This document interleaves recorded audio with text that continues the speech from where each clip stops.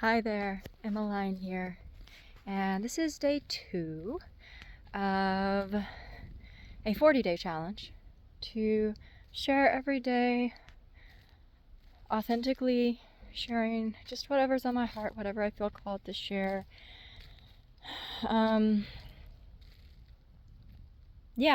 Just to start to open up my own voice in a way that feels really good and is true to my most authentic expression.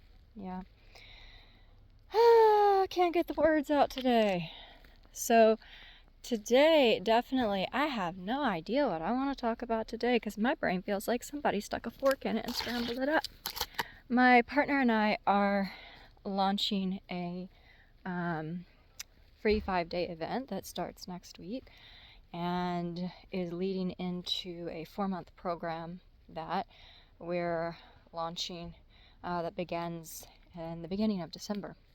And so we are really busy right now just creating all the materials for that and all of the materials, like all the promotional materials for that too, to let people know about what we're doing and get the word out.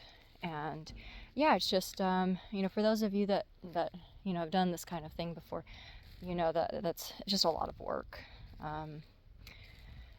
It's a lot of emails, a lot of Instagrams, a lot of communications, a lot of all the things.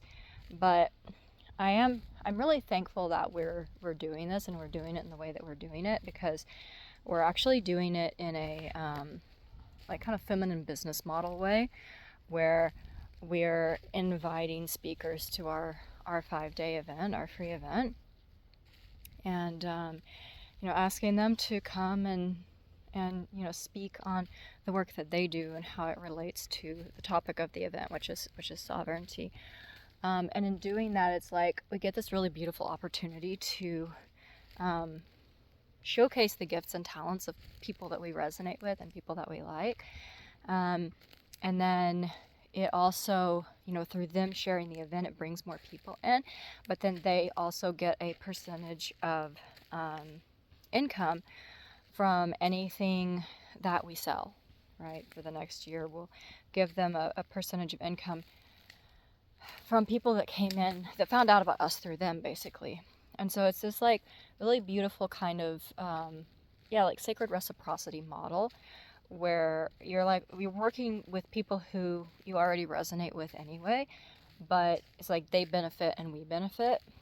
And I really like this because, most of my life I have been in spaces that are what we would call a lot more masculine, and I'm not even sure like that I really believe that that's true, that they're more masculine, more than they're just more disconnected. And what I mean by that is it's kind of spaces where it's every man for themselves, basically. And it's much more about competition, and it's much more about like competition and personal productivity rather than actually collaboration and being able to work together in a way where everyone gets to be their authentic selves, but then everyone's supported by everyone else.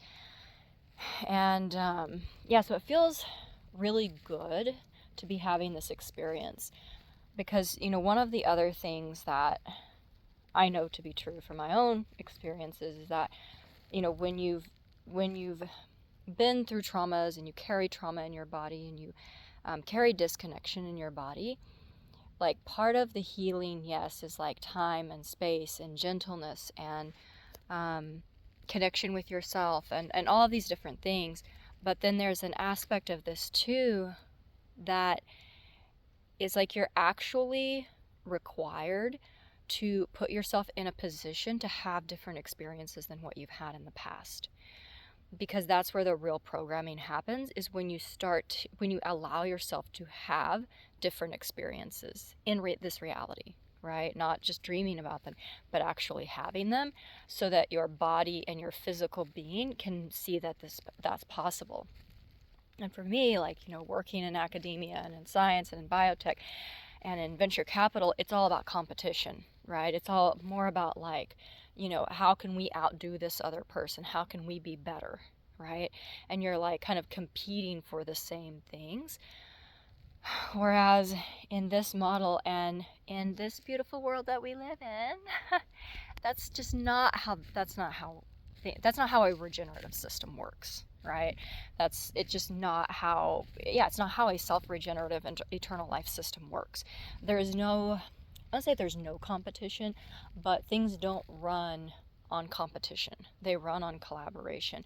Now, that's not to say that there's not some competition in, even in our, like external, like earthly reality. There definitely is, but it's actually not nearly as much as what, people try to say that it is. There's actually a lot more collaboration and a lot more, like even interspecies support than there is competition. So, I think that for me, this experience is I can actually feel that is kind of opening me up to connect more with people, even outside of, this initiative that we're doing, this launch that we're doing, this program that we're doing.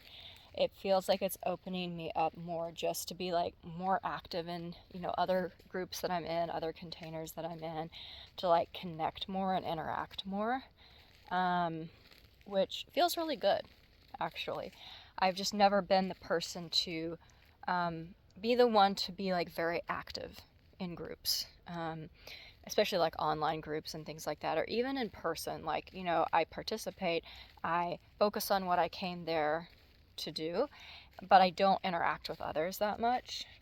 And there's a lot of reasons for this, right? I mean, one is just like a trauma response because of all the things that I went through when I was a child. But I think I mentioned before too, I was also homeschooled until I was 15. And so I had a brother that was my age, or not my age, but a couple of years younger than me. So that was like most of the interaction that I had growing up was just with him. It wasn't with, I didn't have like a lot of like peer interaction, right, beyond my brother. And so I think that's part of it too. And not feeling supported by, the parental figures in my life, not feeling that they were like safe and stable places to be, that just, I think in a lot of cases, and certainly in my case, resulted in me, not just doing everything myself, right? Just knowing how and feeling more comfortable doing everything myself and relying on myself for everything, because that's what feels most safe. That's what feels most like I'm in control. And so that's just how I've operated my entire life, even though it's not how I want to operate. It's actually like not what I desire. It's kind of like the program that's been running.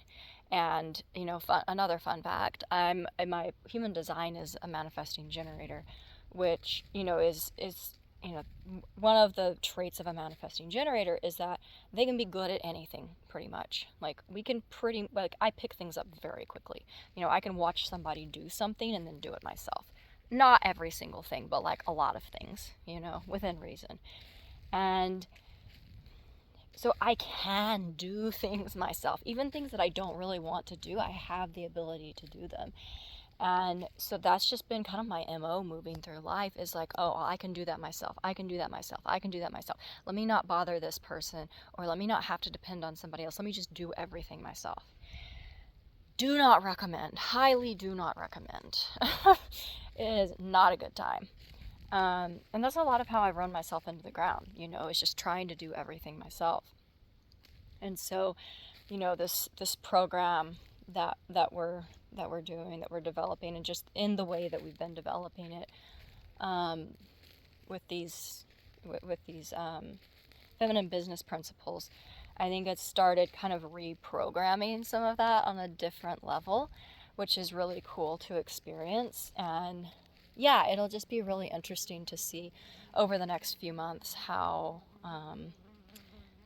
like how all of this plays out, because I can, obviously, like, I do a lot of embodiment work. I do a lot of work here in the physical plane, but I also do a lot of work with plant medicine. I do a lot of work on the energetic realms, and the non-physical realms, and it's almost like I can feel my ability to create like more nourishing, um, more supportive connections start to come online, whereas I felt like I just didn't have that ability before. It's like I was somehow like resistant to that, and I would, kind of like wall myself off from creating any like really like deep meaningful connections with people outside of like, a couple of really close people in my life. So very interested to see how this plays out. We shall see. We shall see. And then my partner and I we're doing a cleanse and a detox right now. And so I think that's part of it too, is, so much of so much of, the dis-ease that we carry in our bodies, it is actually quite physical, and, as a result of what our body is carrying. And, some of that is emotional, but some of it is from the physical things that we put in our bodies, and it's not separate, right? When we consume things that are high in fat and unhealthy and highly processed, and, alcohol and sugar and things like that, it's usually to make ourselves feel better. It's to numb. It's to just take away from maybe some of the heavy and dense, emotional things that we're going through. That's why we crave, those heavy things. So that builds up in your body over time. And so I think this cleanse and this detox protocol that we're going through is, also just like clearing out some of these energies that have been kind of like blocking me in these ways. But it will be interesting. I think that's about all I've got in me for today. My brain is definitely on scramble today. I don't know, it may be for the next week or so, because we have a lot of work to do in the next few days. But it is, I started a Qigong thing today that I'm really excited about. It's a school community, really, really fun guy that's doing it. And yeah, I'm going to try it out. It's like a free 7-day thing, and, free 7-day trial, and, then like a monthly subscription. But I did it today. I really like it, and I feel like that is going to be helpful in all of this too, just because for me, like, my brain is 18 million places at once, and that's just normal for me. It's just kind of like my MO, kind of how I operate. And this is a way. What was that? Interesting. Lots of wildlife out here. But this is a way for me to do a movement exercise, but one that helps to slow things down. And it's gentle.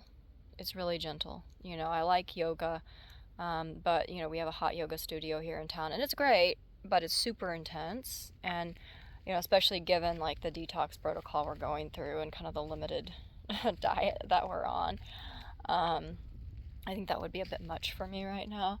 So having some movement that is helping me to just slow down,